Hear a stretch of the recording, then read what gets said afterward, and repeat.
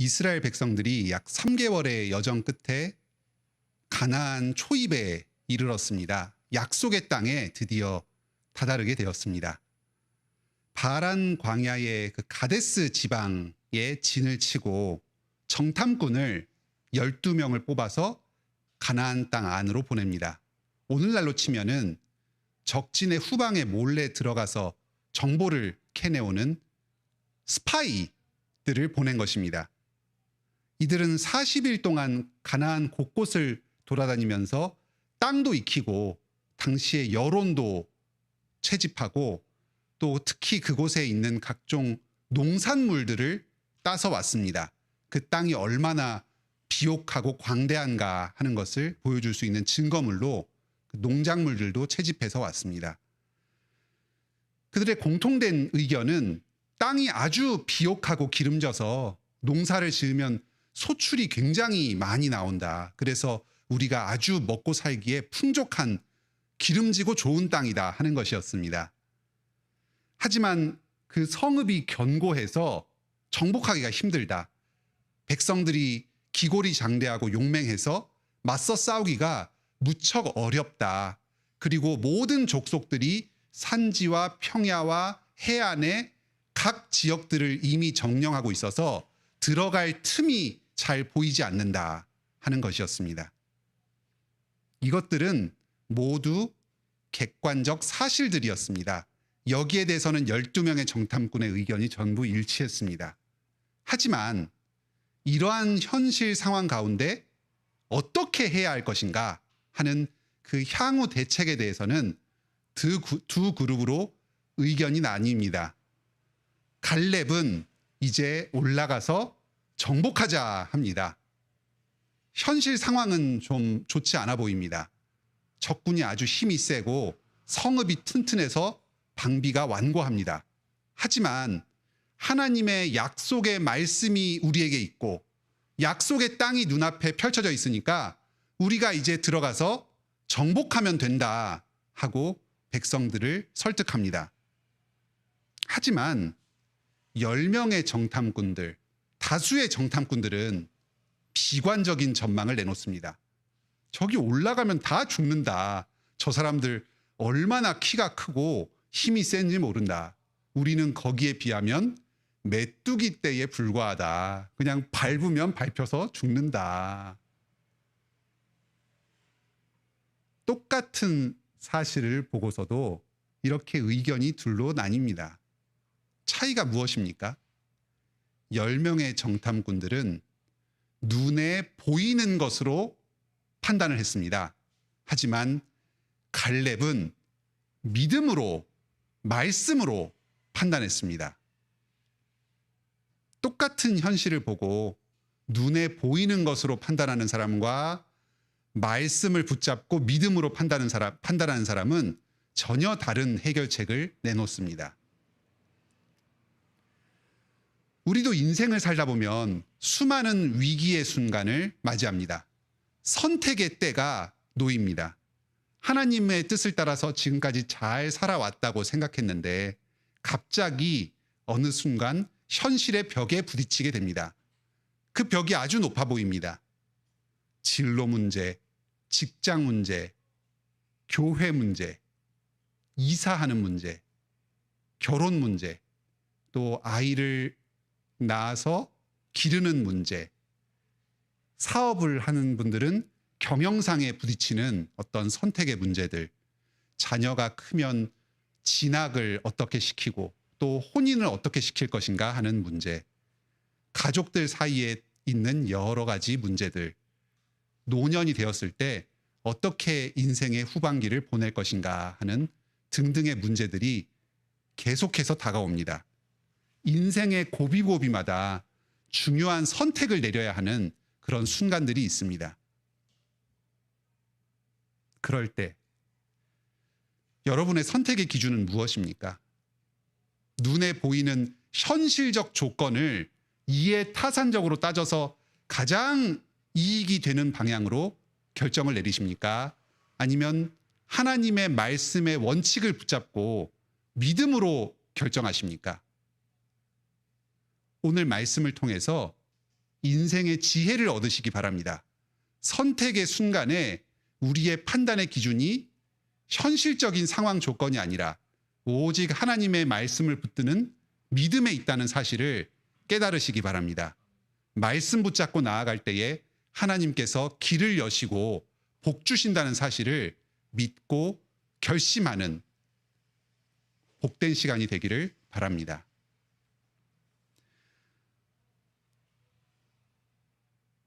첫째로, 고난의 현실 앞에 하나님의 약속을 붙들지 않은 말씀을 듣겠습니다. 지금까지 이스라엘 백성들은 하나님의 인도하심 가운데에서 아주 복된 여정을 걸어왔습니다. 10가지 재앙으로 하나님께서 친히 바로 왕을 굴복시키셨습니다. 홍해를 갈라서 애굽의 모든 군사들을 다 무너뜨리셨습니다. 구름 기둥과 불 기둥으로 인도하시면서 백성들을 신실하게 지키시고 낮의 해와 밤의 달로부터 안전하게 보호하셨습니다. 광야에서 만나와 메추라기로 먹이셨습니다. 먹을 것이 아무것도 없었는데 하나님께서 친히 보내주시는 양식으로 굶지 않고 배불리 먹으면서 나아왔습니다. 바위에서 물이 샘솟게 하셨습니다. 목마른 백성들에게 생명과 같은 물을 주셨습니다. 언약궤가 앞장서면서 행렬을 인도하면서 앞을 가로막는 모든 적군들을 다 물리치셨습니다. 이 3개월 동안의 이스라엘의 여정은 기적과도 같은 은혜 체험의 여정이었습니다. 고난이 따랐지만 날마다 기적과 은혜가 넘쳤습니다. 하나님께서 임재하시면서 백성들을 동행하셨습니다. 이스라엘의 역사 전체를 보았을 때에도 이렇게 하나님의 동행하심과 하나님의 기적이 일상적으로 경험되는 때가 언제 또 있었는가 할 정도로 날마다 기적이 있었습니다. 만나와 메추라기가 그 자체로 기적이었습니다. 구름 기둥과 불 기둥이 특별한 기적의 은혜였습니다. 그런데 막상 수많은 하나님의 능력을 경험하고 날마다 하나님의 은혜를 경험하였지만 약속의 땅 앞에 서니까 움츠러들었습니다. 믿음이 쪼그라들어 버렸습니다. 두려움이 엄습해 옵니다. 이 눈에 보이는 생생한 현실의 벽 앞에서 믿음이 다 사라져 버립니다. 이 믿음 없고 나약한 정탐꾼, 10명의 정탐꾼들의 모습이 흡사 우리들의 모습과도 같습니다. 약속의 땅을 정복해야 된다고 귀에 못이 박히게 들어왔습니다. 지금까지 주님께서 신실하게 인도해 주시는 그 인도하심을 경험하면서 주님의 임재와 능력을 체험하면서 인생길을 살아왔습니다. 그런데 막상 하나님께서 눈앞에 또 다른 중요한 선택의 순간을 주시니까 그 앞에서 믿음이 약해져 버립니다. 움츠러듭니다. 언제 주님께서 자기를 그동안 신실하게 인도해 오셨는가 하는 그 기억이 까마득하게 잊혀져 버립니다.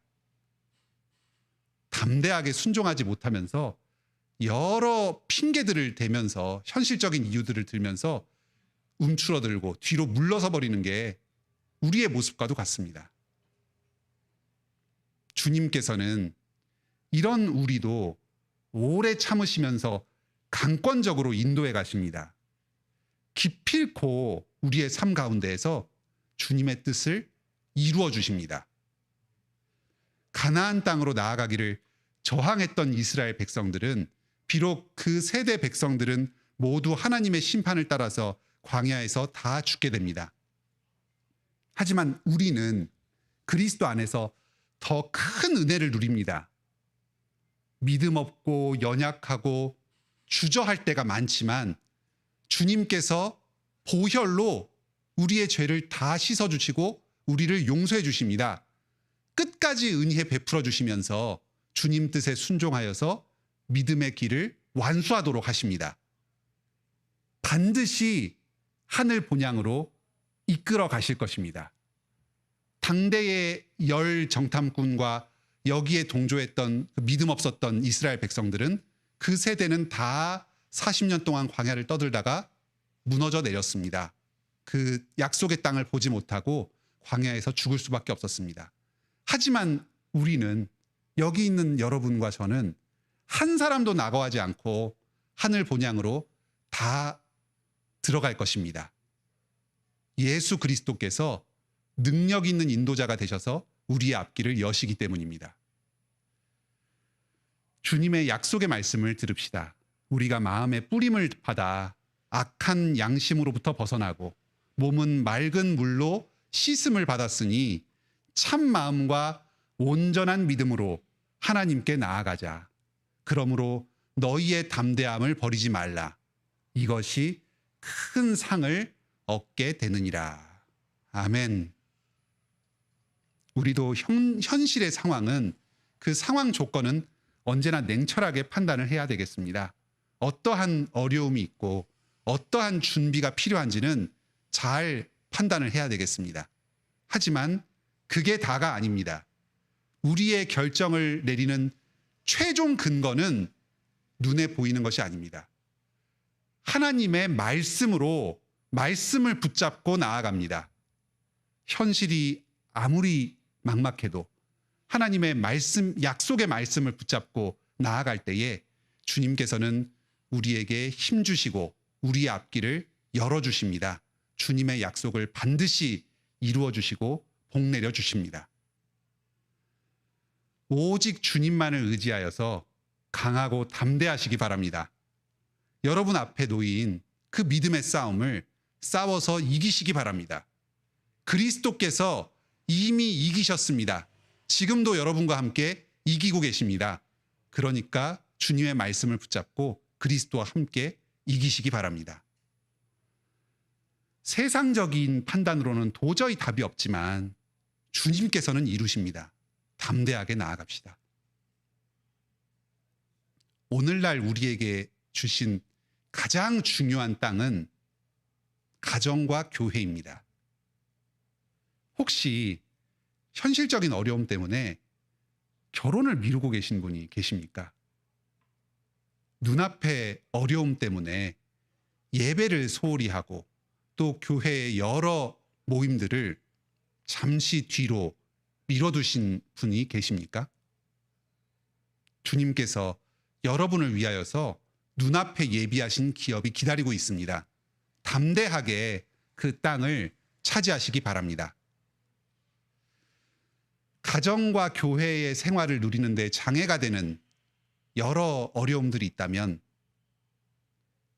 주님께서 길을 열어주시길 구하면서 말씀에 붙잡고 담대하게 앞으로 나아가시길 바랍니다. 아무도 주님께서 여러분에게 주신 이 기업을 빼앗을 수가 없습니다.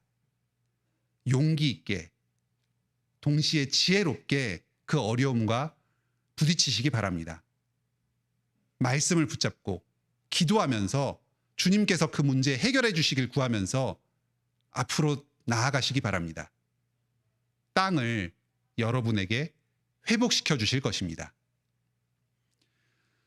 오늘도 눈에 보이는 것을 통해서가 아니라 믿음으로 행하면서 주님께서 예비하신 모든 복을 받아 누리는 우리 성도님들 되시길 바랍니다.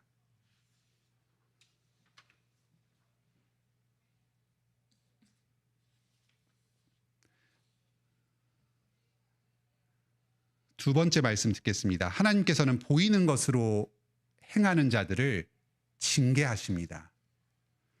백성들은 갈렙이 아니라 안타깝게도 10명의 정탐꾼을 따라갑니다. 믿음의 약속의 말씀이 아니라 보이는 것을 따라서 갑니다. 가나안 땅에 들어가는 게 참 두렵다 하면서 하나님에게 그리고 그 지도자들에게 불평 불만을 늘어놓습니다. 왜 우리가 애굽 땅에 살도록 내버려두지 않고 여기까지 인도해서 다 죽게 만들었냐 하고 불평합니다.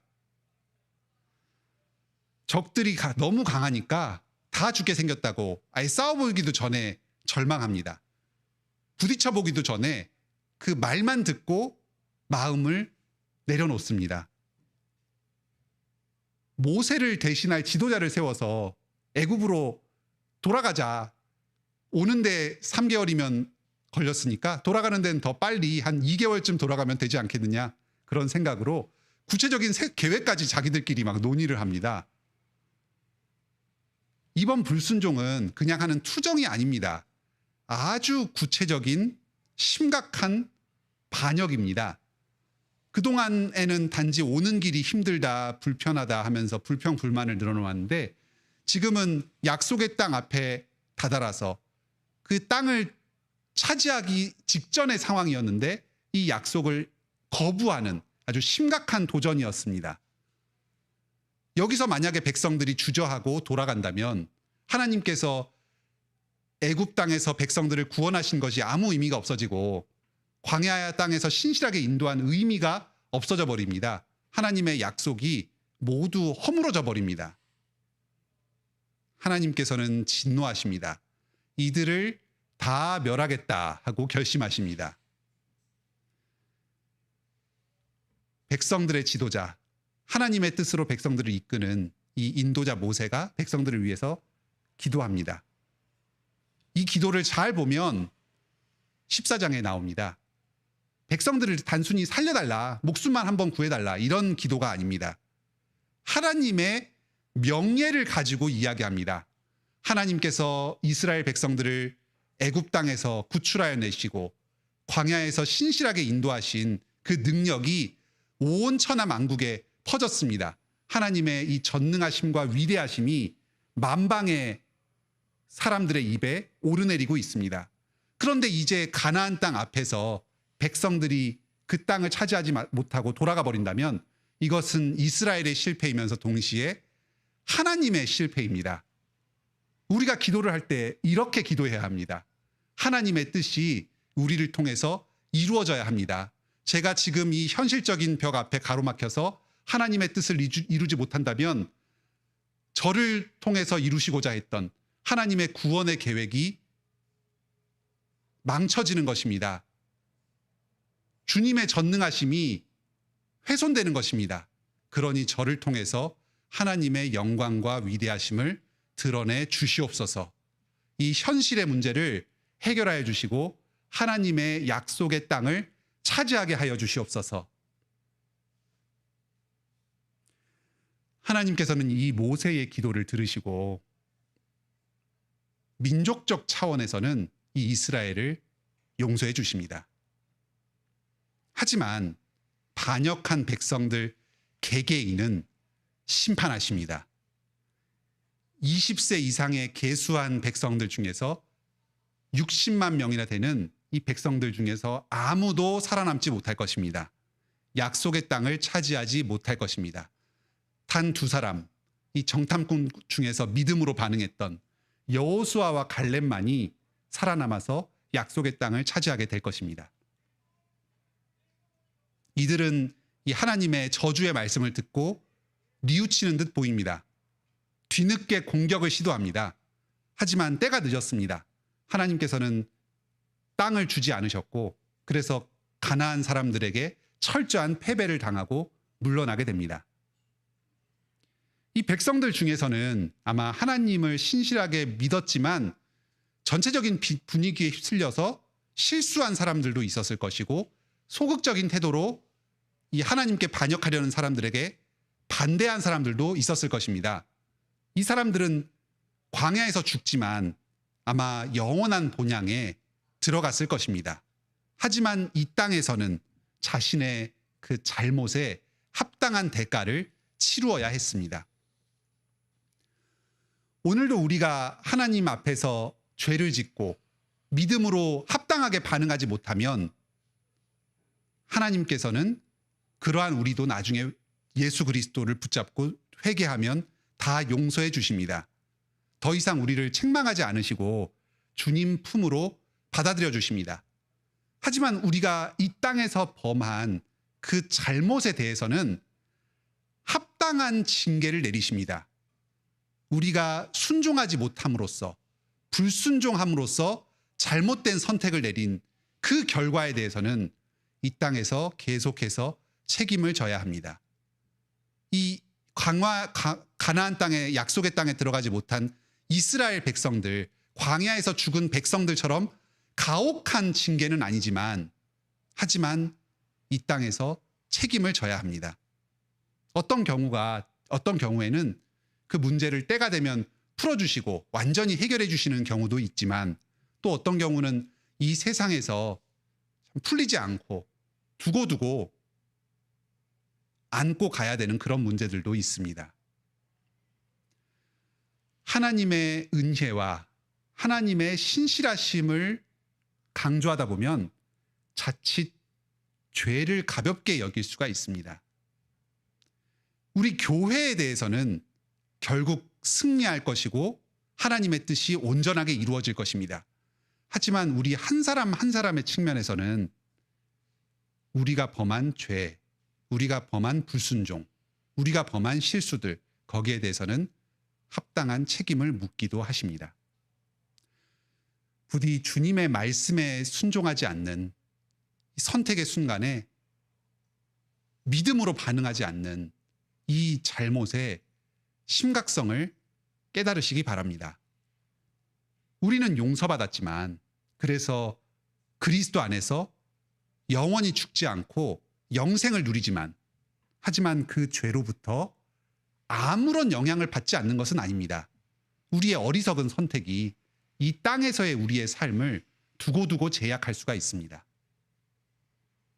주님의 명령은 우리가 행복한 삶을 살아나갈 수 있도록 인도해주는 나침반과 같습니다. 우리 눈에 보이는 현실적인 조건을 따라서 가는 게 더 행복하고 좋은 미래를 보장해준다 하고 생각할지 모릅니다. 하지만 그것은 우리의 좁은 생각이고 착각입니다. 말씀을 따라 사는 것이 이 땅에서도 더 행복한 삶을 누릴 수 있는 비결입니다. 부디 주님 말씀을 힘써 지키시기 바랍니다. 그래서 이 세상에서도 복을 누리고 오고 오는 세상에서도 영원한 복을 누리면서 사시길 바랍니다. 오늘은 인생의 고비에서 선택의 순간에서 무엇을 붙들 것인가, 무엇을 기준으로 선택을 내릴 것인가 하는 말씀을 들었습니다. 고난의 현실 앞에서 눈앞에 보이는 것을 따라가지 마시고 하나님의 말씀의 약속을 믿음으로 붙드시기 바랍니다. 하나님께서는 말씀에 순종하는 자에게 이 땅에서도 복 주시고 영원한 복을 주십니다. 하지만 보이는 것으로 행하는 자들에게는 죄 용서하여 주시지만 합당한 징계를 내리십니다. 부디 말씀으로 믿음으로 행하셔서 주님께 풍성한 복을 받아 누리는 우리 관악교회 성도님들 다 되시길 바랍니다.